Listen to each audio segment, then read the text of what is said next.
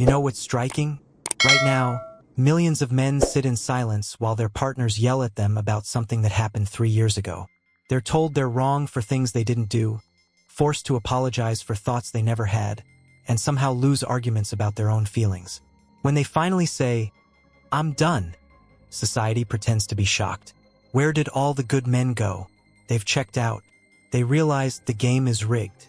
Let me explain why so many men are abandoning relationships entirely and why that number climbs every day. Here's a test that lays it all out. The next time you argue with a woman, try to pinpoint what you're actually arguing about. You'll probably fail because the fight starts over dishes, shifts to her mother, jumps to some 2019 incident, circles back to your tone, and ends with you apologizing for her feelings. This isn't random. It isn't how women naturally are. It's a strategy.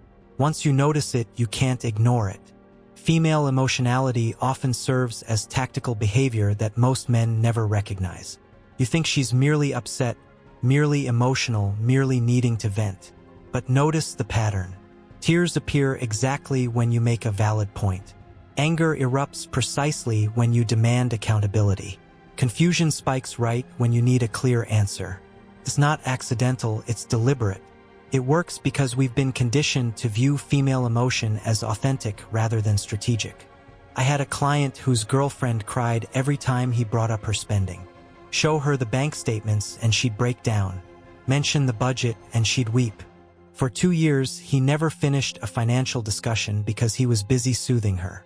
She racked up $30,000 in debt while he apologized for making her cry about money. The manipulative communication dynamics are masterful once you see them. She doesn't want clarity. She wants confusion, because confusion gives her control. She'll flood you with 17 different issues, blending past and present, feelings and facts, until you're disoriented and can't recall the original topic. You're playing chess while she wages psychological warfare. A friend recorded an argument with his ex, legal in his state, and played it for me. In 20 minutes, she switched topics 14 times. He tried to address each point, but before he could finish, she leapt to another. By the end, he was apologizing, and none of us knew why. That's not communication.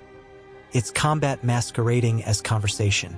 The hidden belief systems that enforce control run deeper than most men realize.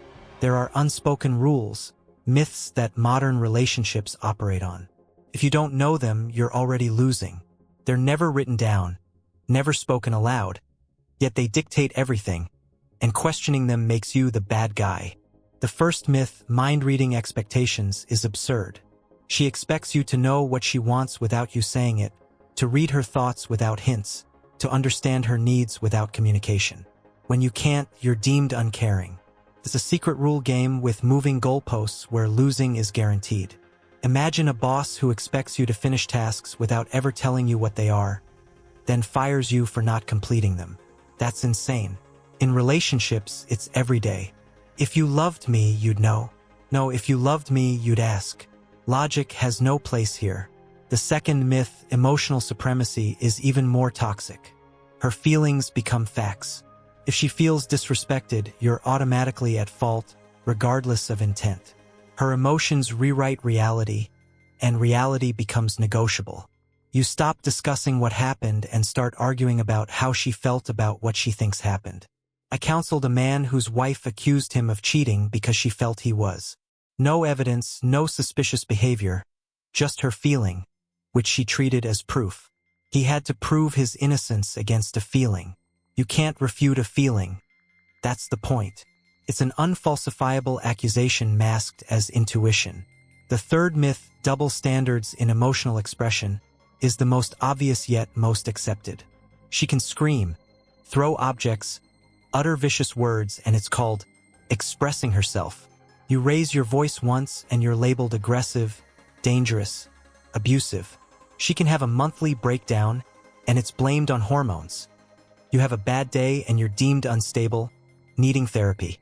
A client's wife threw actual plates at him during an argument.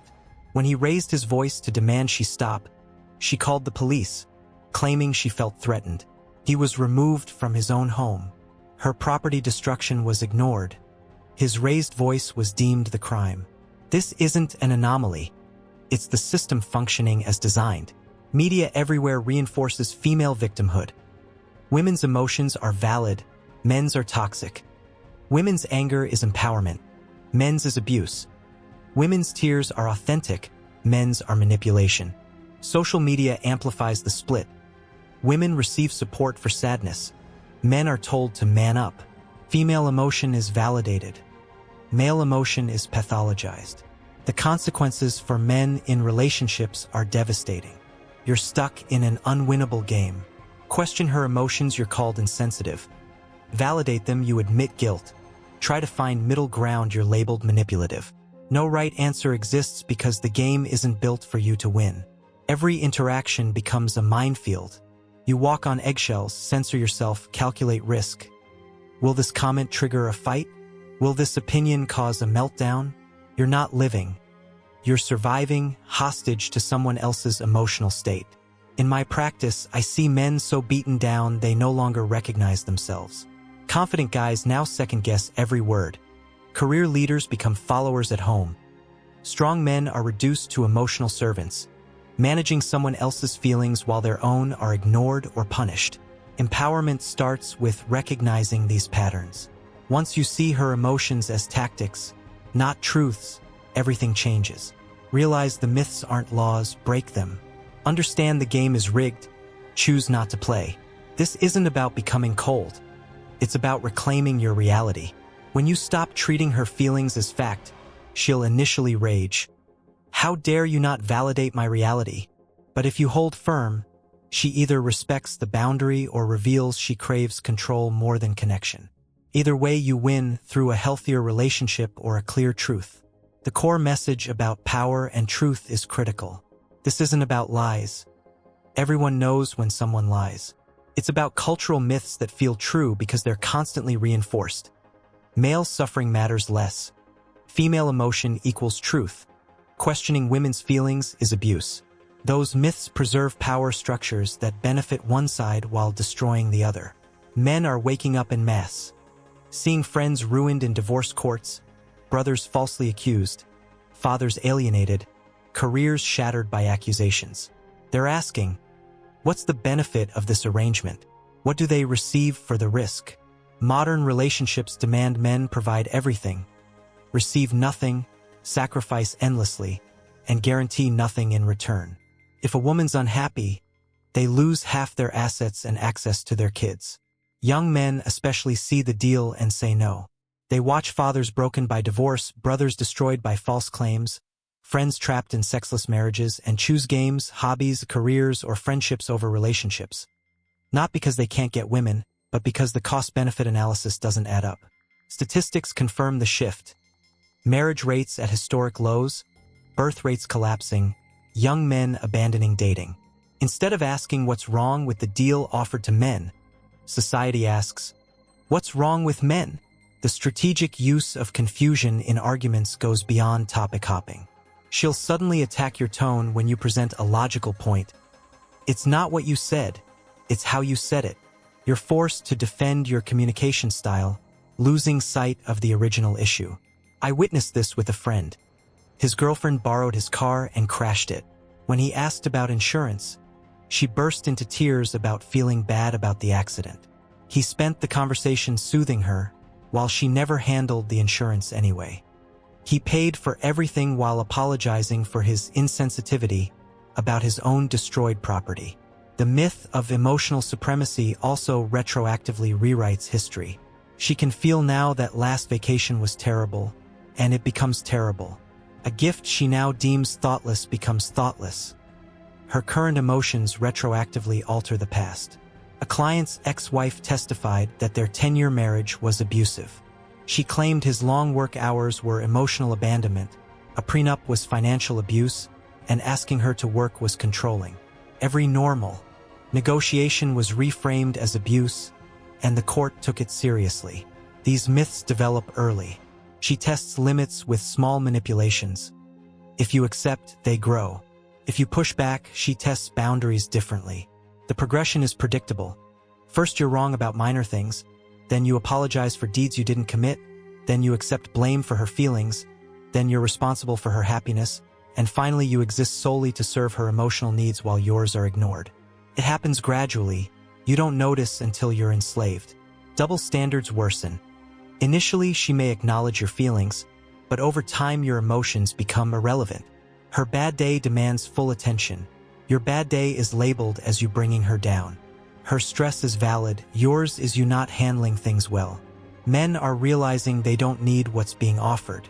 They thought relationships were essential for happiness, completeness, validation.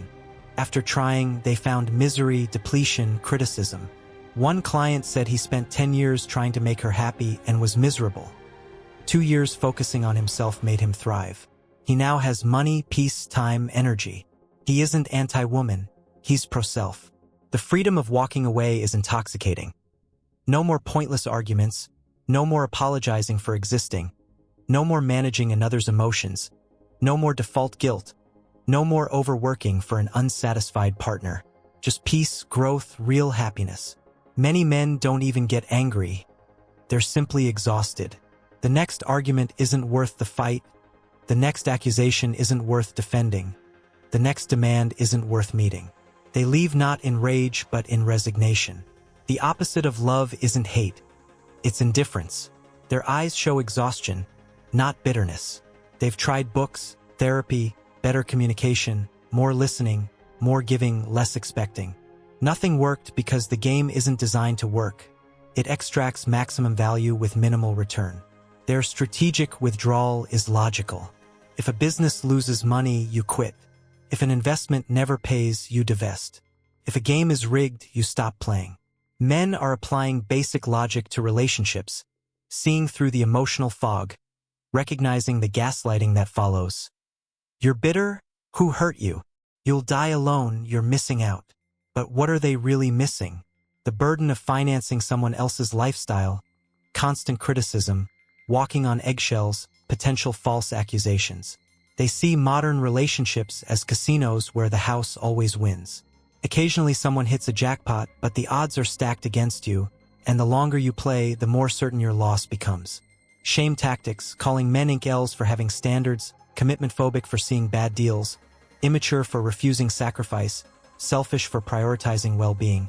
Once controlled behavior, but now lose power as men recognize that strangers' shame matters less than personal destruction.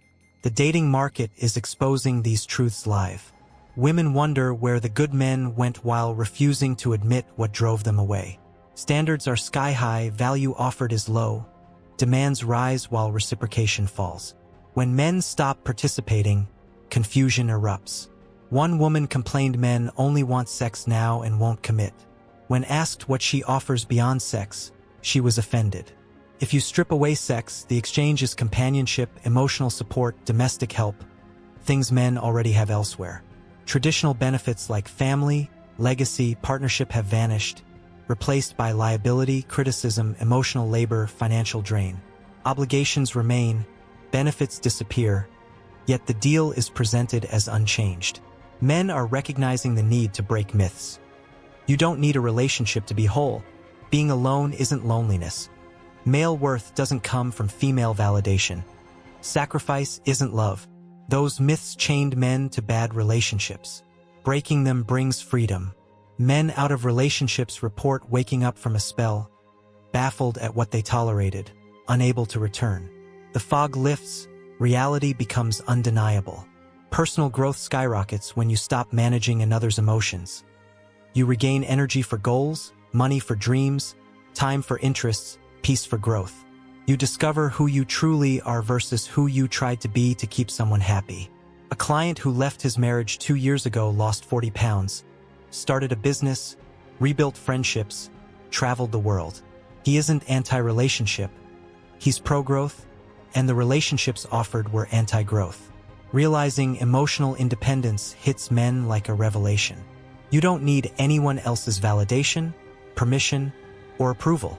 Relationship-created emotional dependency is addiction, with real withdrawal symptoms when you step away. The conditioning to seek female approval runs deep. The programming to find value in providing is strong. Push through the initial discomfort and freedom follows. Think your own thoughts, feel your own feelings, live your own life. Women's reaction to men checking out is telling.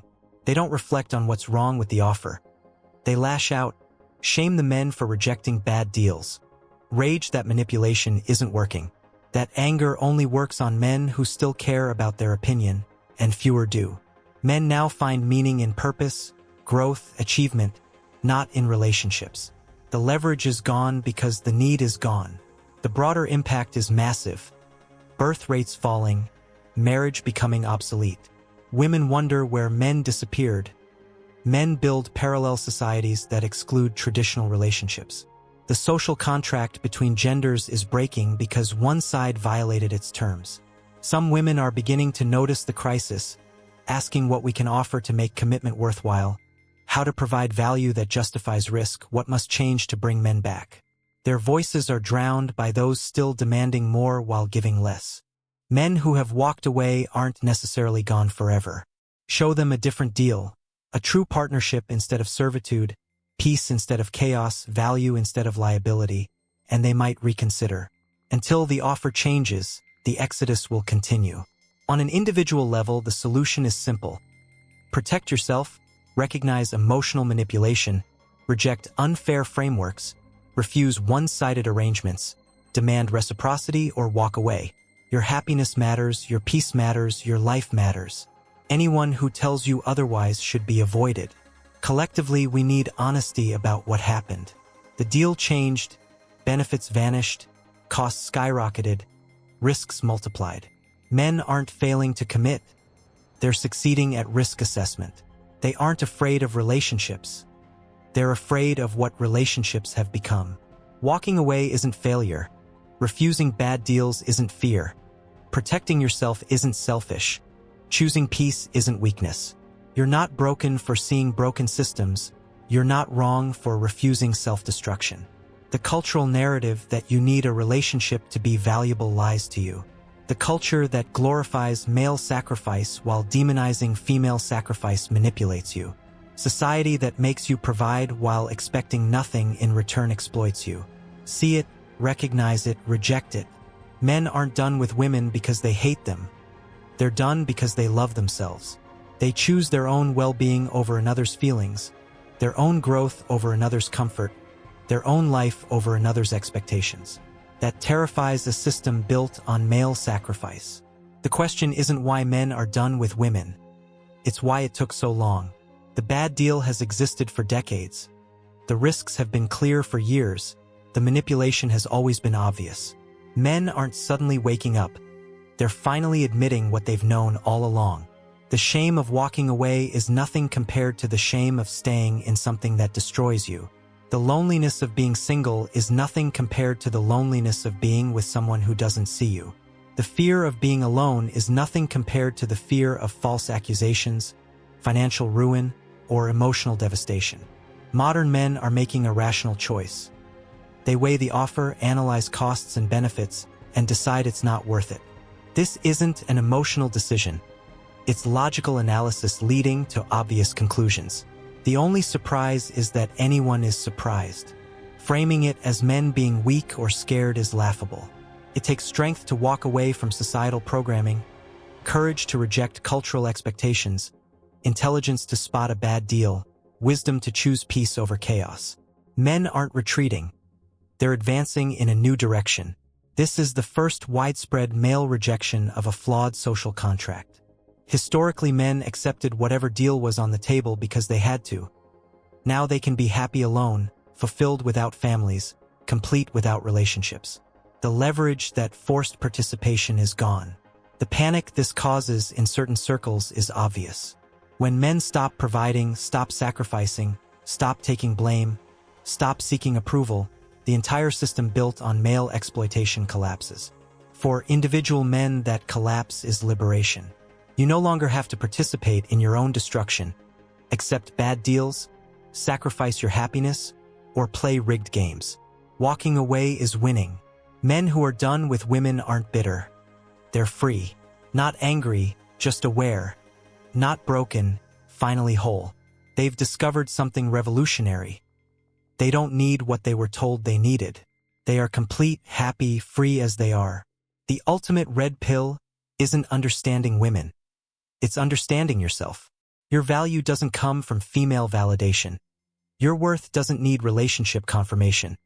Your happiness doesn't depend on anyone else. You're enough alone. So why are so many men done with women? Because they've found life better without drama, cheaper without demands, more peaceful without chaos, more fulfilling without criticism. They're not missing out. They're moving on, getting ahead. I want to hear from you. Are you done? What was your breaking point?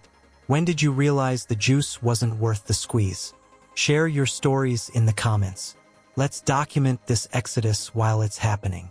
Whether society admits it or not, something fundamental has shifted, and men walking away isn't the problem. It's the solution.